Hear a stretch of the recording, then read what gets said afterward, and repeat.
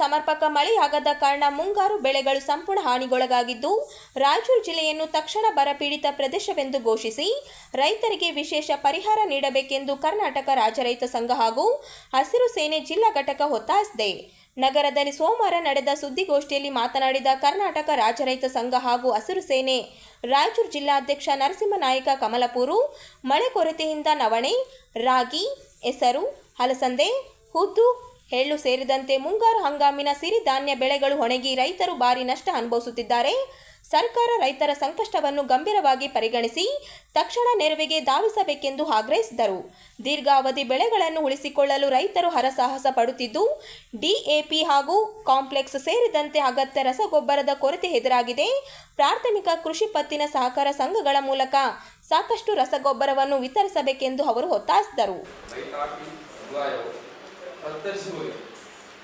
ಆದರೂ ಸರ್ಕಾರವು ಕಣ್ಣು ಮುಚ್ಚಿ ಕುಳಿತಿರುವುದನ್ನು ಖಂಡಿಸಲಾಗಿದೆ. ಮಳೆ ಬಾರದೆ ಮುಂಗಾರು ಹಂಗಾಮಿನಲ್ಲಿ ಬಿತ್ತಿದ ಸಿರಿಧಾನ್ಯಗಳು ನವಣೆ, ರಾಗಿ, ಹೆಸರು, ಅಲಸಂದಿ, ಉದ್ದು, ಎಳ್ಳು ಸೇರಿದಂತೆ ತೋಟಗಾರಿಕೆ ಮತ್ತು ಎಣ್ಣೆಕಾಳಿನ ಅಲ್ಪಾವಧಿ ಬೆಳೆಗಳು ಈಗಾಗಲೇ ಸಂಪೂರ್ಣ ಹಾಳಾಗಿರುತ್ತದೆ. ಆದರೆ ಸರ್ಕಾರ ಯಾವುದೇ ಕ್ರಮಕ್ಕೆ ಮುಂದಾಗದೆ ನಿರ್ಲಕ್ಷ್ಯ ವಹಿಸಿದೆ. ರೈತರು ಬೆಳೆದ ದೀರ್ಘಾವಧಿ ಬೆಳೆಗಳನ್ನು ರಕ್ಷಿಸಲು ಹರಸಾಹಸ ಪಡುತ್ತಿದ್ದಾರೆ. ಆದರೆ ಸರ್ಕಾರವು ಅಗತ್ಯ ರಸಗೊಬ್ಬರಗಳನ್ನು ಒದಗಿಸುವಲ್ಲಿ ನಿರ್ಲಕ್ಷ್ಯ ವಹಿಸಿರುವುದನ್ನು ಖಂಡಿಸಲಾಗಿದೆ ಮತ್ತು ಕಾಂಪ್ಲೆಕ್ಸ್, ಡಿಎಪಿ ಸೇರಿದಂತೆ ವಿವಿಧ ಪ್ರಕಾರದ ರಸಗೊಬ್ಬರಗಳನ್ನು ಪ್ರಾಥಮಿಕ ಕೃಷಿ ಪತ್ತಿನ ಸಹಕಾರ ಸಂಘಗಳಿಗೆ ಬಿಡುಗಡೆ ಮಾಡಿ ಸಂಘಗಳ ಮೂಲಕ ರಸಗೊಬ್ಬರ ಒದಗಿಸಬೇಕು. ರೈತರಿಗೆ ಕೃಷಿಯಲ್ಲಿ ಮಾಹಿತಿ ನೀಡುವುದಕ್ಕಾಗಿ ಗ್ರಾಮ ಪಂಚಾಯಿತಿಗೆ ಒಬ್ಬರಂತೆ ಕೃಷಿ ಸಹಾಯಕರನ್ನು ನೇಮಿಸಬೇಕು. ಕೃಷಿ ಅಧಿಕಾರಿ ಮತ್ತು ಸಹಾಯಕ ಕೃಷಿ ಅಧಿಕಾರಿಗಳ ನೇಮಕಾತಿಯಲ್ಲಿ ಪ್ರಸಕ್ತ ವರ್ಷ ಹೊಸದಾಗಿ ಖಾಸಗಿ ಕಾಲೇಜುಗಳಲ್ಲಿ ಕೃಷಿ ಪದವಿ ಪಡೆದವರಿಗೆ ಅರ್ಜಿ ಸಲ್ಲಿಸಲು ರಾಜ್ಯ ಸರ್ಕಾರ ಅವಕಾಶ ನೀಡಿರುವುದರಿಂದ ಈ ಖಾಸಗೀಕರಣವನ್ನು ಸಂಘವು ಖಂಡಿಸುತ್ತದೆ. ಸಾಮಾನ್ಯ ಪ್ರವೇಶ ಪರೀಕ್ಷೆ KCET ಯನ್ನು ಬರೆದು ಇದರಲ್ಲಿ ಹೆಚ್ಚು ಅಂಕ ಪಡೆದು ಸರ್ಕಾರಿ ಅಧೀನದ ಕೃಷಿ ತೋಟಗಾರಿಕೆ ವಿಶ್ವವಿದ್ಯಾಲಯಗಳಲ್ಲಿ ಕೃಷಿ ಪದವಿ ಪಡೆದುಕೊಂಡು ವಿದ್ಯಾರ್ಥಿಗಳಿಗೆ ಅನ್ಯಾಯ ಮಾಡಲಾಗಿದೆ. ಆದ ಕಾರಣ ಹಿಂದಿನ ಪದ್ಧತಿಯಂತೆ ಸರ್ಕಾರ ಅಧೀನ ವಿದ್ಯಾಲಯಗಳಲ್ಲಿ ಅಭ್ಯಾಸ ಮಾಡಿ ಪದವಿ ಪಡೆದುಕೊಂಡ ಅಭ್ಯರ್ಥಿಗಳಿಗೆ ಅವಕಾಶ ನೀಡಬೇಕು. ವಿದ್ಯಾರ್ಥಿಗಳ ಬೇಡಿಕೆಗೆ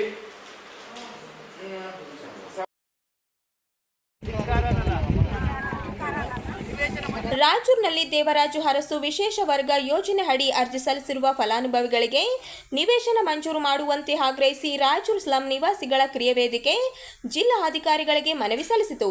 ನಗರದಲ್ಲಿ ಸ್ವಂತ ನಿವೇಶನವಿಲ್ಲದೆ ಬಾಡಿಗೆ ಮನೆ, ಬೀದಿ ಬದಿ ಹಾಗೂ ಟೆಂಟ್ಗಳಲ್ಲಿ ಜೀವನ ಸಾಗಿಸುತ್ತಿರುವ ಸಾವಿರಾರು ಕುಟುಂಬಗಳಿಗೆ ದೇವರಾಜು ಅರಸು ವಿಶೇಷ ವರ್ಗ ಯೋಜನೆ ಅಡಿ ನಿವೇಶನ ನೀಡಬೇಕಿತ್ತು. ಆದರೆ ಸುಮಾರು 4 ವರ್ಷಗಳ ಹಿಂದೆ ಅರ್ಜಿ ಸಲ್ಲಿಸಿದ 1663 ಫಲಾನುಭವಿಗಳಿಗೆ ಇದುವರೆಗೂ ನಿವೇಶನ ಮಂಜೂರಾಗಿಲ್ಲ ಎಂದು ವೇದಿಕೆ ಆರೋಪಿಸಿದೆ. ಯೋಜನೆಯ ನಿಯಮದಂತೆ ಜಿಲ್ಲಾ ಅಧಿಕಾರಿಗಳ ಅಧ್ಯಕ್ಷತೆಯಲ್ಲಿ ಪ್ರತಿ ತಿಂಗಳು ಸಮಿತಿ ಸಭೆ ನಡೆಸಬೇಕಾಗಿದ್ದರೂ ಯಾವುದೇ ಸಭೆ ನಡೆಸಿಲ್ಲ. ಮಹಿಳಾ ಮತ್ತು ಮಕ್ಕಳ ಅಭಿವೃದ್ಧಿ ಇಲಾಖೆ ಹಾಗೂ ಮಹಾನಗರ ಪಾಲಿಕೆ ಅಧಿಕಾರಿಗಳು ಈಗಾಗಲೇ ಫಲಾನುಭವಿಗಳ ಮನೆಗೆ ತೆರಳಿ ಪರಿಶೀಲನೆ ನಡೆಸಿ ವರದಿ ಸಲ್ಲಿಸಿದರು. ಸರ್ಕಾರದ ಅಥವಾ ಖಾಸಗಿ ಭೂಮಿಯನ್ನು ಗುರುತಿಸಿ ನಿವೇಶನ ಮಂಜೂರು ಮಾಡುವಲ್ಲಿ ಜಿಲ್ಲಾ ಆಡಳಿತ ವಿಳಂಬ ಮಾಡುತ್ತಿದೆ ಎಂದು ಅಸಮಾಧಾನ ವ್ಯಕ್ತಪಡಿಸಿದರು. ಶೀಘ್ರವೇ ಭೂಮಿ ಗುರುತಿಸಿ ಎಲ್ಲ ಅರ್ಹ 1663 ಫಲಾನುಭವಿಗಳಿಗೆ ನಿವೇಶನ ಮಂಜೂರು ಮಾಡಬೇಕೆಂದು ಒತ್ತಾಯಿಸಿ ಜಿಲ್ಲಾ ಅಧಿಕಾರಿಗಳಿಗೆ ಮನವಿ ಸಲ್ಲಿಸಲಾಯಿತು. ದೇವರಾಜ ಅರಸು ವಿಶೇಷ ವರ್ಗ ಯೋಜನೆ ನಿವೇಶನಕ್ಕಾಗಿ 1663 ಅರ್ಜಿ ಸಲ್ಲಿಸಿ ಫಲಾನುಭವಿಗಳಿಗೆ ಸರ್ಕಾರಿ ಅಥವಾ ಖಾಸಗಿ ಭೂಮಿ ಗುರುತಿಸಿ ಶೀಘ್ರದಲ್ಲಿ ನಿವೇಶನ ಮಂಜೂರು ಮಾಡಬೇಕೆಂದು ಆಗಿ ಸರ ಈಗ ಅಪ್ಲಿಕೇಶನ್ನು ವೆರಿಫಿಕೇಶನ್ ಆಗಿರುತ್ತೆ. ಮಹಿಳಾ ಮತ್ತು ಮಕ್ಕಳ ಅಭಿವೃದ್ಧಿ ಇಲಾಖೆ ಮತ್ತು ಬಿಲ್ ಕಲೆಕ್ಟರ್ಗಳಿಂದ ವೆರಿಫಿಕೇಶನ್ ಆಗಿ ಪಟ್ಟಿ ಸಲ್ಲಿಕೆ ಆಗಿದೆ ಸರ್. ಇವ್ರ ಅಪ್ಪ ಅಮ್ಮ ಆಗಿದೆ. ಆಮೇಲೆ ಅದೊಂದು ಗೌರ್ಮೆಂಟ್ಗೂ ಹೋಗಿದೆ. ಕೆಲವಷ್ಟು ಅರ್ಹ ಅಭ್ಯರ್ಥಿಗಳನ್ನು ಐಡೆಂಟಿಫಿಕೇಶನ್ ಮಾಡಿದ್ದಾರೆ. ಇನ್ನೂ ಉಳಿದದ್ದು ಸ್ವಲ್ಪ ಕ್ಲಾರಿಫಿಕೇಶನ್ ಸಲುವಾಗಿ ಗೌರ್ಮೆಂಟ್ಗೂ ಬರ್ತಾರೆ. ಸೊ ಅಲ್ಲಿಂದ ಬಂದ ತಕ್ಷಣ ಮೇಘನಾಥ ನಾಯಕ ಕೊಲೆ ಪ್ರಕರಣದ ಮುಖ್ಯ ಆರೋಪಿ ಎಂದು ಆರೋಪಿಸಲಾಗಿರುವ ಕೃಷ್ಣ ಜಿ ಹಾಗೂ ಅವರ ಸಹೋದರರ ವಿರುದ್ಧ ಪ್ರಕರಣ ದಾಖಲಿಸಿ ಗಡೀಪಾರು ಮಾಡಬೇಕು.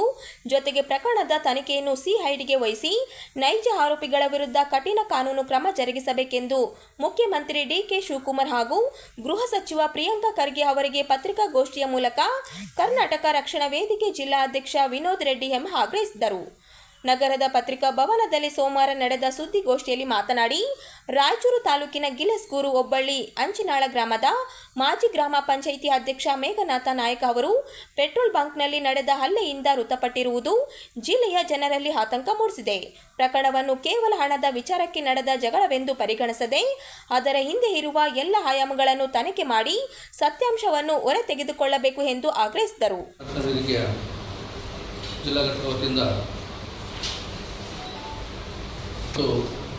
ಗೃಹ ಸಚಿವರಿಗೆ ಜಿಲ್ಲಾ ಘಟಕ ವತಿಯಿಂದ ಒತ್ತಾಯ ಮಾಡ್ತಾ ಇದ್ದೀವಿ. ಜೊತೆಗೆ ಕಳೆದ ತಿಂಗಳು 8ನೇ ತಾರೀಕು ಅಂಚಿನಾಳ ವ್ಯಾಪ್ತಿಯಲ್ಲಿ ಗಿಲುಸೂರು ಭಾಗದಲ್ಲಿ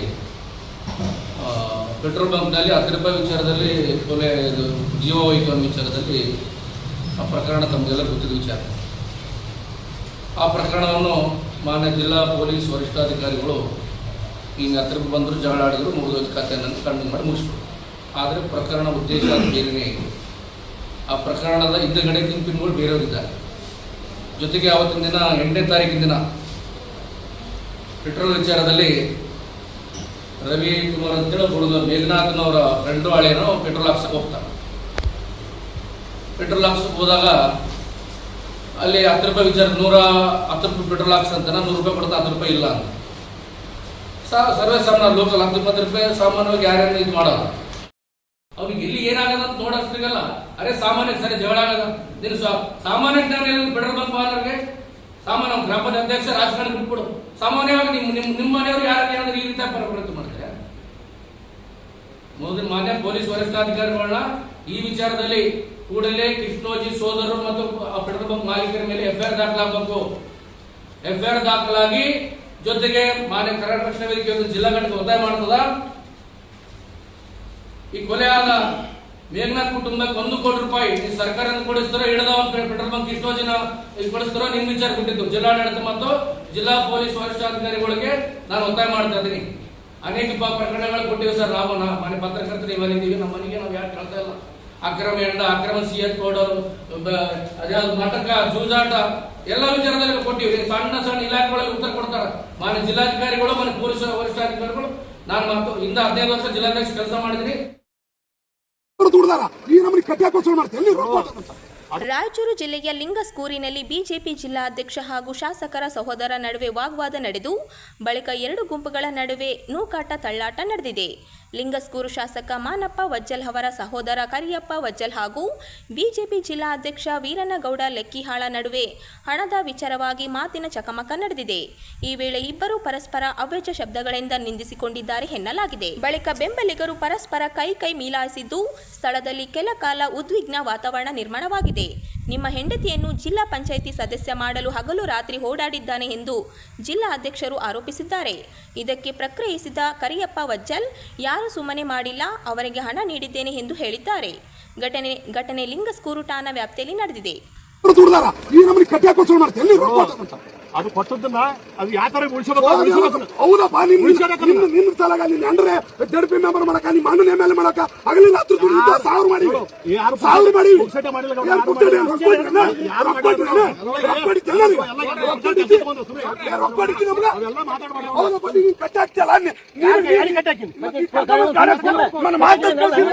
ಮರ್ಯಾದೆ ಕೊಡ್ಬೇಕು.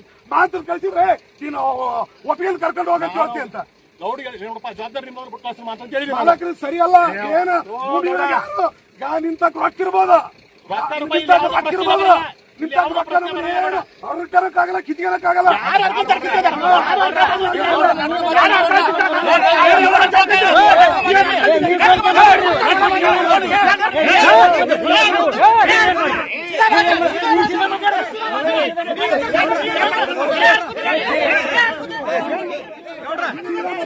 ನೋಡ್ರ